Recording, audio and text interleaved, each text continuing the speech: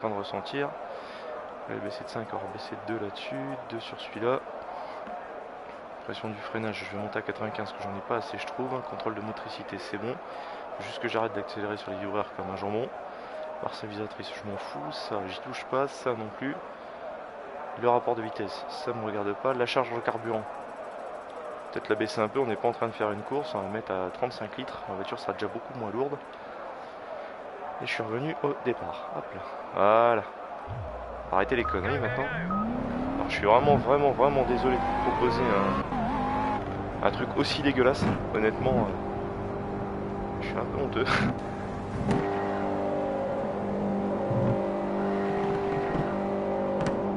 On tient pas à dire, les voitures sont vraiment bien modélisées.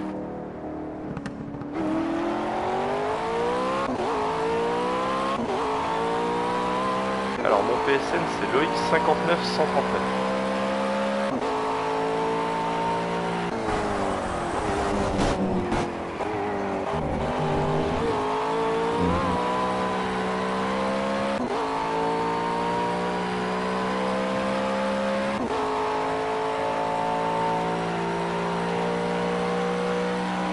Alors je sais pas si on dit Gravity.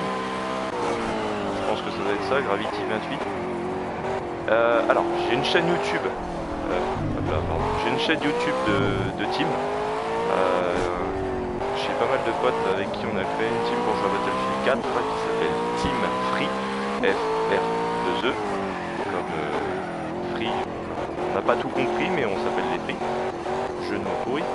Et à mon nom, je n'ai pas encore de chaîne YouTube officielle. Je compte en faire une d'ici quelques temps. J'attends de voir les retours que j'aurai sur Twitch, sur les lives que je peux faire, comme là ce matin.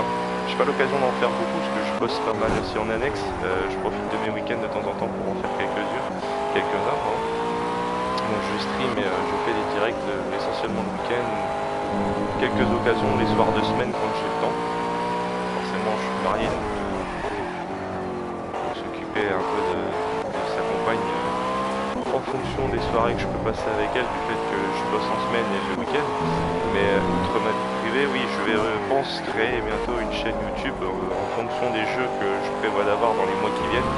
Alors que là je suis sur Project Cars, je pense pas tarder à aller réserver le dernier Batman, Arkham Knight, qui risque d'être monstrueux. Mais ouvertement, pour répondre concrètement à ta question, je n'ai pas encore beaucoup de chaînes YouTube à mon nom, mais je ne devrais tarder à en avoir une.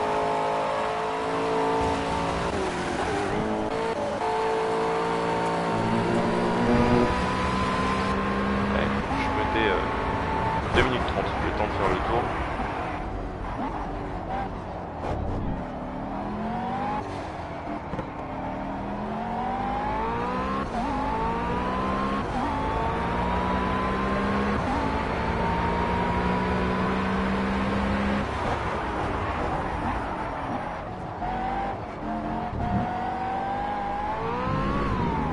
Oh là là là, pourquoi je réaccélère à fond alors qu'il n'y a pas besoin?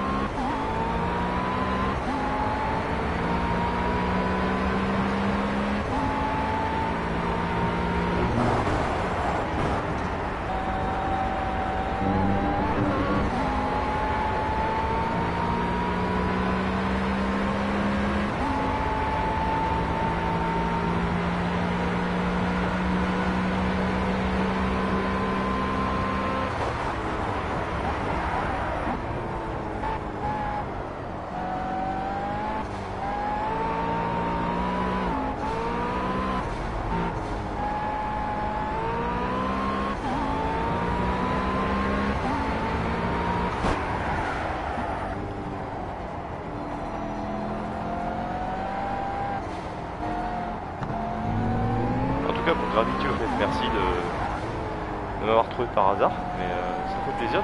Même par hasard, tu t'es arrêté, t'as posé une question, c'est plaisant pour moi. Ça veut dire que des gens s'intéressent un peu quand ils passent sur ma diffusion ou sur ma chaîne Twitch. J'attire un peu de monde quand même. Oui, je me doutais, ok, je me doutais Clément que c'était toi, j'avais vu... si je lis les messages et que je conduis en même temps, ça va pas le faire.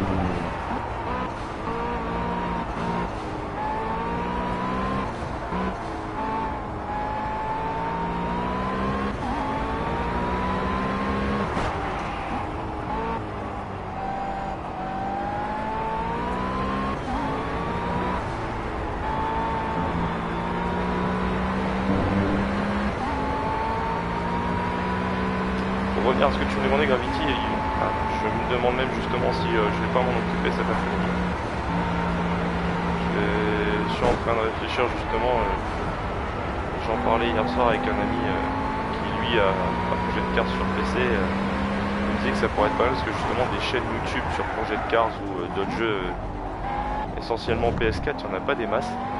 Et c'est vrai que bon, pour l'instant je n'ai pas la PlayStation Camera donc je peux pas vous montrer ma bouille, mais il me disait que de son côté ça pourrait être une très bonne idée de créer une chaîne YouTube pour des jeux axés PS4, parce que justement c'est vrai qu'on n'en voit pas énormément. Souvent les youtubeurs c'est souvent des mecs qui jouent sur PC, et moi ça me plairait aussi de mon côté. Je me dis de temps en temps, putain, pourquoi il n'y a pas un mec qui va aller créer une chaîne sur du gameplay ou des jeux de PS4, au moins pour montrer que les joueurs de salon, certes on n'a peut-être pas un PC gamer à je sais pas combien de milliers d'euros, mais on a quand même nos consoles de salon qui nous permettent de prendre du plaisir.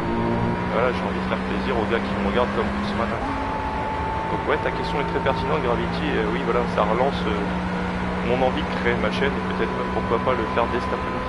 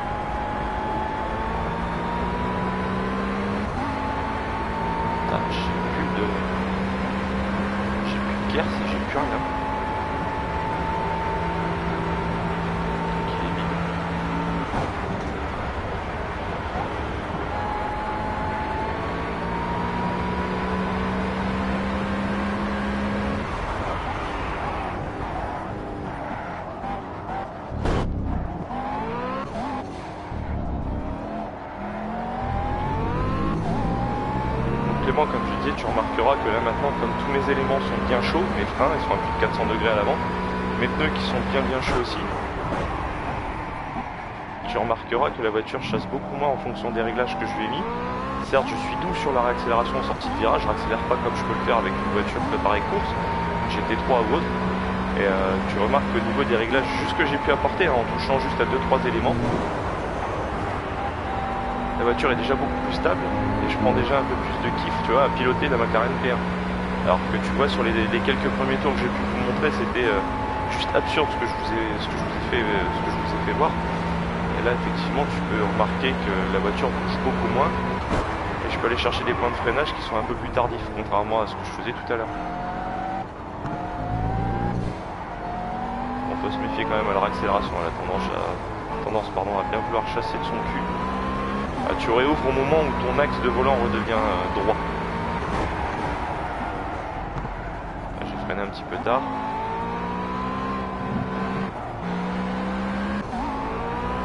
Et vous remarquerez la barre verte que vous voyez en haut là, depuis que j'ai changé d'affichage à l'écran, que j'ai changé la TH. La barre verte, je la mets jamais à fond dans le virage.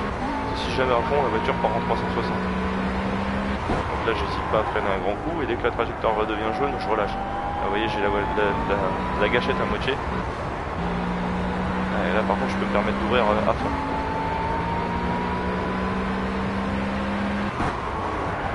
Je freine un petit peu tard, j'étais un peu présomptueux sur ce virage là. Je me méfie du vibreur.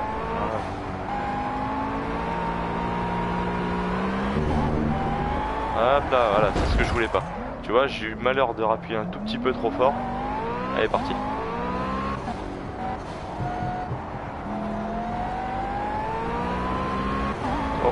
crois que j'ai dû casser quelque chose parce que là elle tire vachement à droite. Ouais, effectivement, j'ai un élément mécanique qui est cassé. Alors je sais pas encore quoi. Jeter un œil. Pas de mécanique, mais elle m'indique pas. Hop là. Elle m'indique pas ce que c'est. Alors là sur la visu j'ai rien.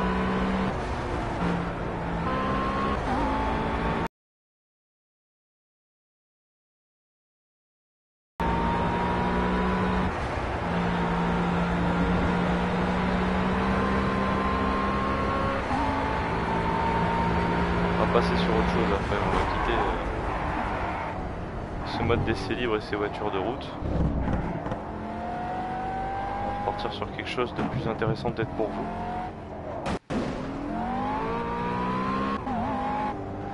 Et pas de mécanique. Alors, est-ce que j'aurais raté des questions? Gravity, ok, j'avais vu. Ensuite, non.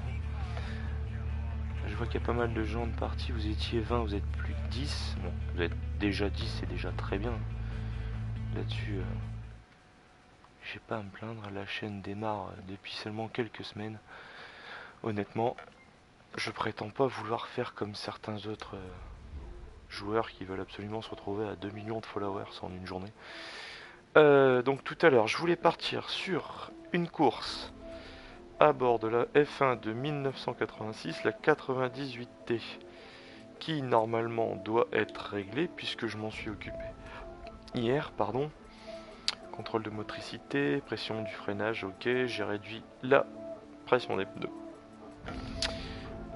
Mes appuis avant, voilà, ça je les ai travaillés également pour avoir une voiture qui rentre plus rapidement en virage. Ensuite, rapport de direction, je n'y ai pas touché. Tout ce qui est suspension, je n'ai absolument rien touché. J'ai mon téléphone qui arrête pas de vibrer.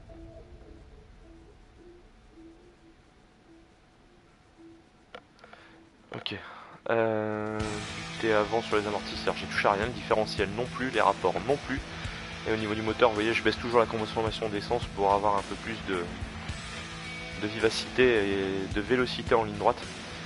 Au niveau de la pression du wastegate, alors ça c'est assez particulier, ce que vous voyez, c'est décrit dans le milieu. Donc pression du wastegate, une pression basse réduit la quantité d'air qui atteint le turbo, ce qui diminue sa puissance. Une pression plus élevée améliore la circulation d'air et la puissance, mais augmente l'usure de moteur. Donc ce qui veut dire qu'en fait ça permet de faire rentrer l'air directement à l'intérieur du moteur, ce qui génère forcément dans une voiture, plus vous avez d'air qui rentre dans le turbo, plus votre turbo tourne vite, donc plus vous avez de puissance, plus vous avez un développement de puissance qui est violent. Cependant, il faut être très vigilant avec ça, c'est que au plus vous allez envoyer de l'air dans le moteur, au plus il va tourner vite, au plus il va s'user. Ce qui fait que vous pouvez avoir des casses moteurs. Sachant que j'ai les pannes mécaniques d'activer dans mes options de jeu, si je me retrouve à envoyer trop d'air dans le moteur de la 98T et qu'en ligne droite je flingue le moteur, je me retrouve à avoir une course qui est morte. Donc, on va laisser le réglage par défaut. Ça fait partie des choses que je ne règle pas énormément. Et du coup, je préfère en rester là et ne pas trop y toucher. Sachant que dimanche dernier, c'était le Grand Prix d'Espagne et que j'ai bien envie de me le faire, on va partir là-dessus. Et c'est de qualif 15 minutes, warm-up non, puisqu'il n'y en a plus en F1. Et c'est parti. Donc le record du monde est en 1.18 en RSV8. A savoir que je n'ai pas le pack collector du jeu, donc je n'ai pas tout ce qui est la Sauber C9 et tout ce qui va avec, la BM M1 Procar, toutes ces voitures là je ne les ai pas. J'espère qu'à l'issue Slightimate Studio mettra une DLC, on pourra les récupérer parce que c'est bien des voitures où j'ai envie de mettre mes mains. Alors ça fait plaisir quand même de voir qu'il y a du monde qui me suit ce matin, parce qu'hier j'ai eu beaucoup de mal à attirer qui que ce soit. J'ai essayé de streamer une bonne partie de la journée hier, parce que en ce moment je peux profiter d'un très long week-end. Je suis en week-end depuis mercredi matin, donc j'en ai profité ce week-end pour faire en sorte de gérer tout ça, modifier les réglages, composition des pneus, on va mettre les slicks de 86.